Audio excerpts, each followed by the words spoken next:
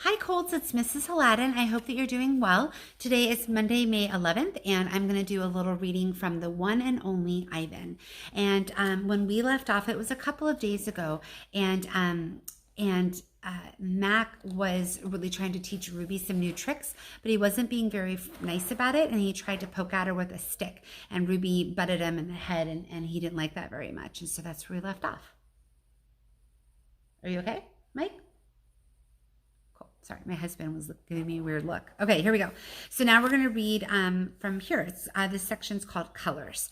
Julia opens the metal box. I see a row of little squares, green, blue, black, yellow, purple, orange. The colors seem to glow.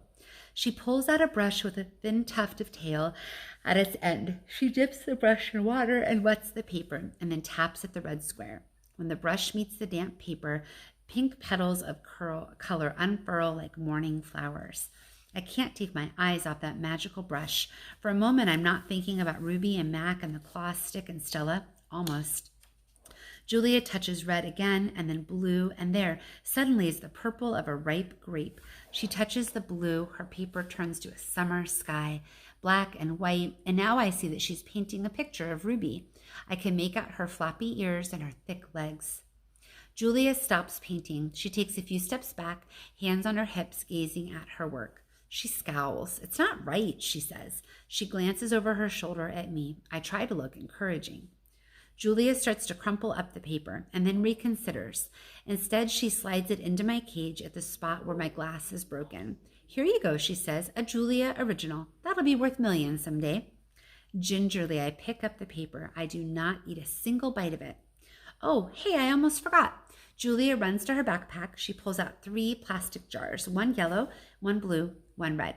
She opens the jars, and an odd, not food smell hits my nose. Julia pushes the jars one by one through the opening. Then she slides some paper through. These are called finger paints, she said. My aunt gave them to me, but really I'm too old for finger painting. I stick a finger into the red jar. The paint is thick as mud. It's cool and smooth like bananas underfoot. I pop my finger into my mouth. It's not exactly ripe mango, but it's not bad. Julia laughs. You don't eat it, you paint with it. She grabs a piece of paper and presses her finger on it. See, like this. I place my fingers on a piece of paper. I lift it and a red mark is there. I get a bigger glob from the pot and slap my hand down on the page. When I pull my hand off the paper, its red twin stays behind. This isn't like the ghostly handprints on my glass, the ones my visitors leave behind. This handprint can't so easily be wiped away.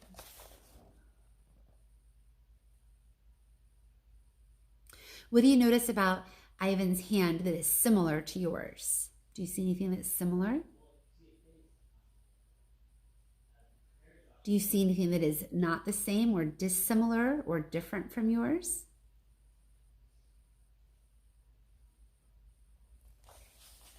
All right, this section is called A Bad Dream. I lie awake, peeling dried red paint off my fingertips. Bob, who accidentally walked on one of my paintings, is licking his red paws. Every so often, I glance over at the empty ring. The claw stick glints in the moonlight. Stop! No! Ruby's frantic cries startle me. Ruby, I called. You're just having a bad dream. You're okay. You're safe. Where's Stella? She asks, gulping air. Before I can answer, she says, never mind. I remember now. Go back to sleep, Ruby, I say. You've had a hard day. I can't go back to sleep, she says. I'm afraid I'll have the same dream. There was a sharp stick and it hurt.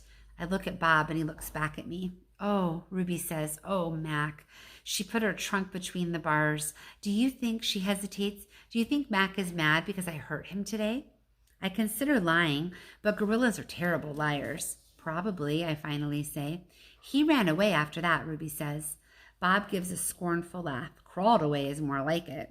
We are quiet for a while. Branches claw at the roof. A light rain drums. One of the parrots murmurs something in her sleep. Ruby breaks the silence. Ivan, I smell something funny.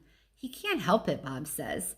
I believe she's referring to the finger paints Julia gave me, I say. What are finger paints, Ruby asks. You make pictures with them, I explain. Could you make a picture of me? Maybe someday. I remember Julia's picture, the one that will be worth $1 million. I hold it up to the glass. Look, it's you. Julia made it. It's hard to see, Ruby says. There's not much moonlight. Why do I have 2 trunks? I examine the picture. Those are feet. Why do I have 2 feet? That's called artistic license, Bob says. Ruby sighs. Could you tell me another story, she asks. I don't think I can ever go back to sleep. I told you all I remember, I say with a helpless shrug. Then tell me a new story, she says. Make something up. I try to think, but my thoughts keep returning to Mac and his claw stick. Anything yet, Ruby asks. I'm working on it. Ivan, Ruby presses. Bob said you're going to save me. I search for true words. I'm working on that too.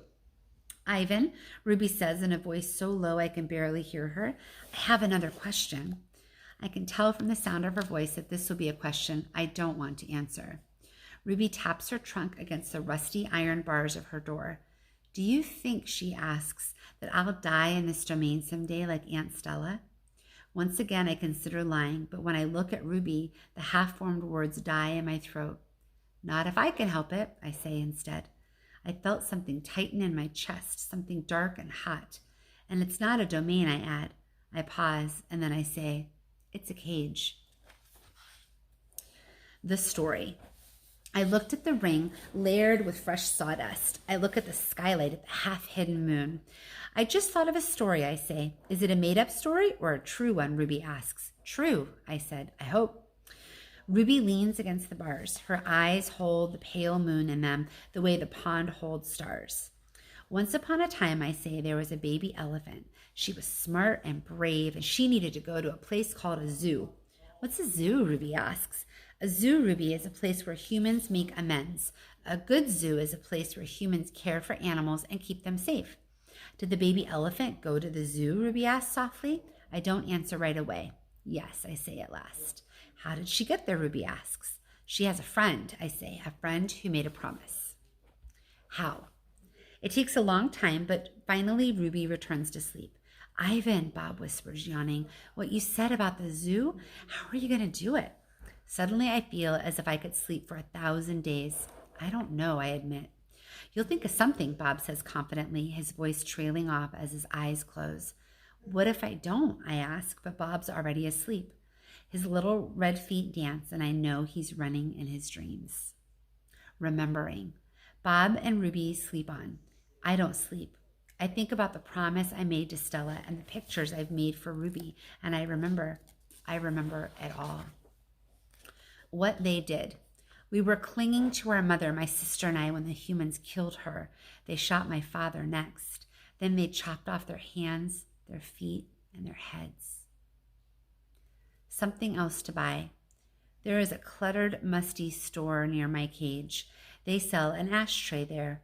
It is made from the hand of a gorilla. Another Ivan. When morning comes and the parking lot glimmers with dew, I see the billboard on the highway. There I am, the one and only Ivan, bathed in the pink light of dawn. I look so angry with my furrowed brow and clenched fists. I look the way my father did the day the men came. I am, I suppose, a peaceful sort. Mostly I watch the world go by and think about naps and bananas and yogurt raisins. But inside me, hidden, is another Ivan. He could tear a grown man's limbs off his body. In the flicker of time it takes a snake's tongue to taste the air, he could taste revenge. He's the Ivan on the billboard. I stare at the one and only Ivan, at the faded picture of Stella, and I remember George and Mac on their ladders adding the picture of Ruby to bring new visitors to Exit 8 Big Top Mall and Video Arcade. I remember the story Ruby told, the one where the villagers came to her rescue. I hear Stella's kind, wise voice. Humans can surprise you sometimes. I look at my fingers coated in red paint, the color of blood, and I know how to keep my promise. What do you think he's got in mind? I don't know. Days. During the days, I wait. During the nights, I paint. I worry when Mac takes Ruby into the ring. He carries the claw stick with him all the time now. He doesn't use it. He doesn't have to. Ruby isn't fighting back anymore. She does whatever Mac asks. Nights. I close my eyes. I dip my fingers into the paint. When I'm done with one piece of paper, I set it aside to dry. It's so small, just one sheet, and I'm going to need so many. I move on to the next and the next and the next. It's a giant puzzle, and I'm making the pieces one by one. By morning, my floor is covered with paintings. I hide the paintings under my pool of dirty water before Matt can see them. I don't want them to end up in the gift store selling for $20 a piece, $25 with a frame. These paintings are for Ruby, every one of them. Project. Ivan, Ruby asks one morning when I'm trying to nap, why are you always so sleepy during the day? I've been working on a project at night, I tell her. What project? It's a thing, a painting. It's a painting for you, actually, I answer. Ruby looks pleased. Can I see it? Not yet. Ruby pokes with annoyance at her roped foot. She takes a breath. Ivan, do I have to do the shows with Mac today? I'm afraid so. I'm sorry, Ruby. Ruby dips her trunk into her water bucket. That's okay, she says. I already knew the answer. And that's where we're going to stop today. This book makes me so happy. Like, I love how Ivan is remembering his life and how he's doing something to help somebody else and how they're kind of a team, even though they're all kind of trapped. And then a part of me is so sad to think about how Ivan's remembering his very tragic and very sad past, and it makes me sad how sad Ruby is and how lonely they all are. So every time I read this book with you, I just have all these emotions. I wonder how you feel. So we'll pick up where we left off tomorrow. I'll see you guys soon. All right, take care, friends. Bye.